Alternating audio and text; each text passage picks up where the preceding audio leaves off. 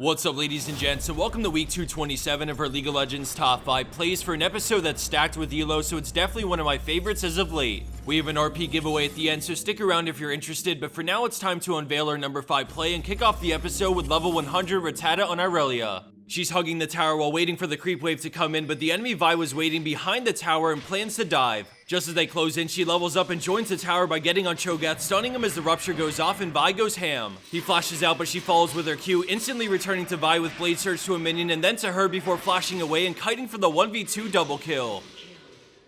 Our next clip takes us out of Summoner's Rift with a high elo rank 3v3 play from Life on Nautilus. His allies are dead, so the enemy team are trying to take Vilemall, but he's here to disrupt them to prevent the snowball. With J4 still on it, Nautilus sees and rushes in, forcing Jarvan to turn as they stack shields, but a great ult keeps Jarvan closest to the spider for some assistant DPS. Jarvan EQs away, but Vilemall pulls them all back in, setting up Nautilus for a 3-man Riptide slow, which allows him to back up and not get targeted. Karma goes down, followed by J4, which leaves him and Orianna to duke it out for the 1v3 triple, plus the added buff that he takes right off their hands a moment later.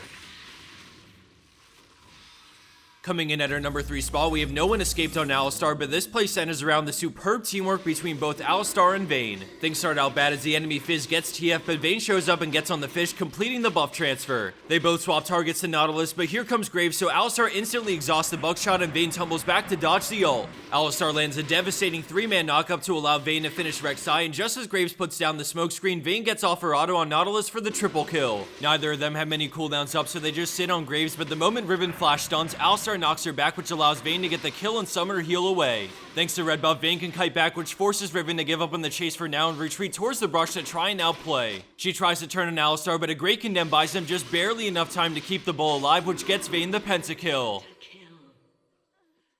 Landing in at second place, we have another solo outplay, but this time in the mid lane from Kui on Azir. He's pushing mid and minding his own business when Gragas comes to gank, but since the enemy Kog'Maw is so far back in lane, he decides to juke the body slam and turns a fight. Azir eats to dodge the Void Ooze, followed by a juke on the ult as he runs Gragas under the tower before pinning him against the wall with his ult. He flashes the living artillery and then just barely hits Gragas with the soldier, manning up with his barrier to fight Kog'Maw for the double kill. For a brief moment, it looks like Azir might go down, but a final E to his soldier pulls him far enough away to keep himself alive. Let's go back and have another look at some of the highlights of that mechanical outplay in such an intense fight where one wrong move means death. Pay close attention to the jukes and dodges while he finds the right timing to still deal damage and rack up some kills.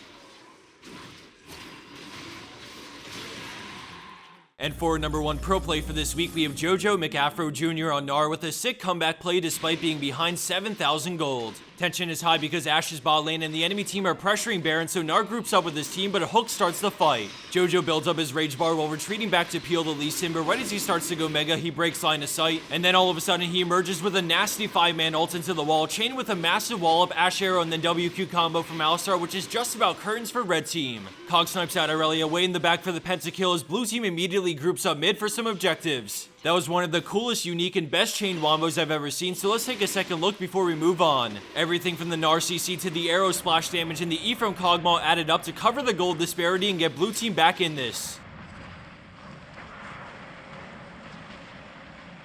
And for the bonus clip of the week, we have Hoys on Thresh, and this play has multiple levels of fail from both teams, but in the end, red team comes out victorious. Right now, they're trying so hard to get a kill in the bot lane, but then Thresh lands a sick hook on Alistar, pulling him onto Caitlyn's trap. Shaco E's and Thresh ignites to get Alistar low, flashing over the wall, but he cancels his auto attack and then gets punted over while Shaco deceives to get the kill before taking the lantern back out. Skarner is coming to try and clean up some kills, so they decide to peace out, but the enemy Vayne goes for the kill and just barely comes up short, dying to the creeps as red team swags out. That play was a rollercoaster ride of impressive moves followed by fail after fail, so let's roll some of the highlights again as we wrap up the video. To change things up a bit, SkillCap wanted to do an RP giveaway for you guys with 5 total winners, each winning $10 directly to PayPal. All you have to do to enter is comment down below letting me know the best way you learn to improve. Is it through streams, champion guide websites, educational videos on YouTube, playing a ton of ranked? There's just so many different ways to improve, and I think it's safe to say everyone learns differently, so I'm curious to hear what suits you best. With that being said, all the information is pretty spread out, and that's one of the best reasons why I like using SkillCapped. It takes a lot of the elements you learn across a bunch of different streams, websites, and videos and brings it all together on just one website. It's super convenient, and I think it's something worth trying to see for yourself, so if you're interested in taking a further look, there will be a link down below in the description box. Thanks everyone for watching. Don't forget to comment for an easy shot at some RP, and we have more videos coming up this week, so stay tuned.